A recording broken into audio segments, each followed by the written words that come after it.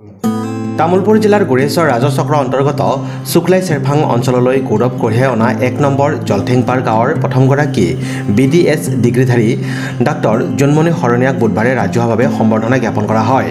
দিন হাজিৰা কৰা নবীন ডেকা আৰু কাঞ্চন ডেকাৰ জ্যেষ্ঠ কন্যা জোনমণি শৰণীয়াক গাঁওখনত অনুষ্ঠিত এক সভাত গামোচা, মানপত্ৰ, কলম আদিৰে সম্বৰ্ধনা জনাই অসম বিধানসভাৰ অধ্যক্ষ বিশ্বজিৎ দৈমাৰীয়ে। সভাত অধ্যক্ষ দৈমাৰীয়ে কয় যে যি অঞ্চলত ডাক্তৰ বিচাৰি হাহাকাৰ কৰিবলগীয়া হয় সেই অঞ্চলৰ এটা দৰিদ্ৰ পৰিয়ালৰ পৰা এগৰাকী যুৱতীৰ দন্ত চিকিৎসক হ'ব পৰাটো আমাৰ বাবে গৌৰৱৰ বিষয়। পিছপৰা অঞ্চলৰ পৰাও যে পঢ়া শুনা কৰি সফল হ'ব পাৰি সেই বিশ্বাস জোনমণিয়ে আনি দিলে। জোনমণিৰ সফলতা অনুপ্ৰেৰণাদায়ক। উল্লেখযোগ্য যে জলঠেংপাৰ প্ৰাথমিক বিদ্যালয় আৰু নাওকটা বালিকা বিদ্যালয়ত পঢ়া শুনা কৰি হাইস্কুল শিক্ষান্ত পৰীক্ষাত সফলভাৱে উত্তীৰ্ণ হৈছিল জোনমণি। ইয়াৰ পিছত জোনমণি শৰণীয়াই বাইহাটা চাৰিআলিৰ ৰামানুজন জুনিয়ৰ কলেজৰ পৰা উচ্চতৰ মাধ্যমিক চূড়ান্ত পৰীক্ষাত উত্তীৰ্ণ হয়। পৰৱৰ্তী সময়ত তেওঁ নীট পৰীক্ষাত এবাৰতে উত্তীৰ্ণ হয় আৰু ডিব্ৰুগড় চিকিৎসা মহাবিদ্যালয়ত দন্ত চিকিৎসা বিভাগত অধ্যয়ন কৰি সুখ্যাতিৰে উত্তীৰ্ণ হয়। উল্লেখযোগ্য যে দন্ত চিকিৎসা বিভাগত অধ্যয়ন কৰি থকা সময়ত জোনমণিৰ পিতৃ মাতৃৰ অনুৰোধ মৰ্মে অসম বিধানসভাৰ অধ্যক্ষ বিশ্বজিৎ দৈমাৰীয়ে আৰ্থিকভাৱে সহায় সহযোগিতা কৰিছিল। সভাত ডাক্তৰ জোনমণিয়ে অধ্যক্ষ দৈমাৰীক ইয়াৰ বাবে কৃতজ্ঞতা জনোৱাৰ লগতে এখন গামোচাৰে সম্বৰ্ধনা জ্ঞাপন কৰে। সভাত শুক্লাইস্থিত চৰকাৰী ড্ৰাইভিং স্কুলৰ অধ্যক্ষ শেখ প্ৰসাদ লুইটেল, সদৌ অসম শৰণীয়া কছাৰী ছাত্ৰ সন্থাৰ সাধাৰণ সম্পাদক দীপজ্যোতি শৰণীয়া, পূব দেফেলী আঞ্চলিক শৰণীয়া কছাৰী ছাত্ৰ সন্থাৰ সম্পাদক কমল শৰণীয়াকে ধৰি কেইবাগৰাকীও ব্যক্তিয়ে ডাক্তৰ জোনমণি শৰণীয়াক ৰাজহুৱা সম্বৰ্ধনা জ্ঞাপন কৰে।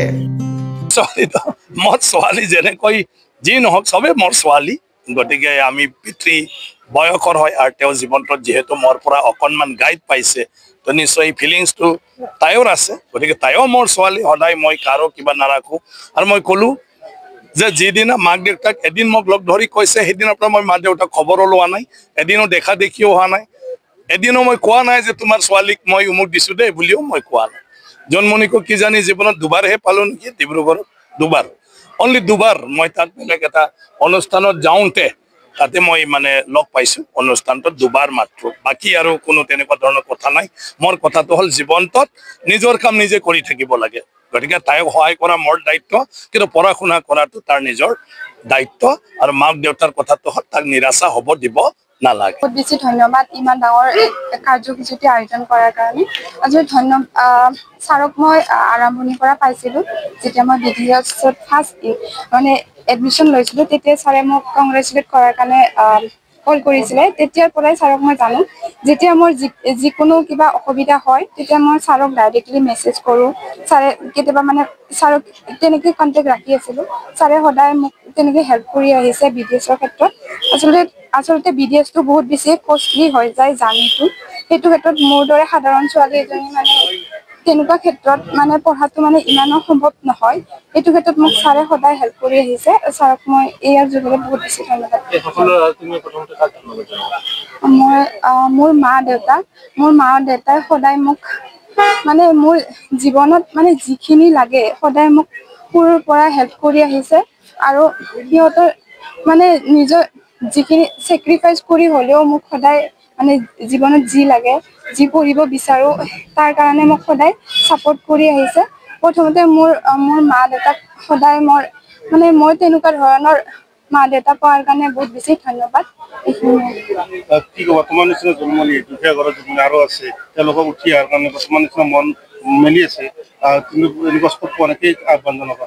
আচলতে কি হয়, মানুহে ভাবে মানে মই মোৰ ক্ষেত্ৰত কৈছোঁ, মানে মই ST হয়। STৰ ক্ষেত্ৰত মেক্সিমামে ভাবে মানে যেতিয়া মানে নীটৰ কাৰণে প্ৰিপেৰেশ্যন কৰে বা যিকোনো প্ৰিপেৰেশ্যন কৰে তেতিয়া তেনেকুৱা ভাবে কি আমাৰ কোটা আছে, আমি মানে কমকে পঢ়ো। আচলতে তেনেকে কেতিয়াও ভাবিব নালাগে। যেনেকে জেনেৰেল হয় কিবা হয় তেনেকে মানে পঢ়ি যাব লাগে, তেতিয়া সাফল্য আচলতে ভাল হয়।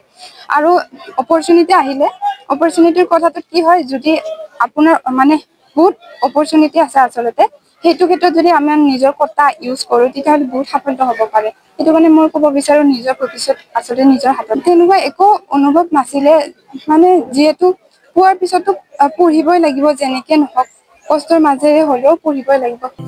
Desk report, news express, Assam.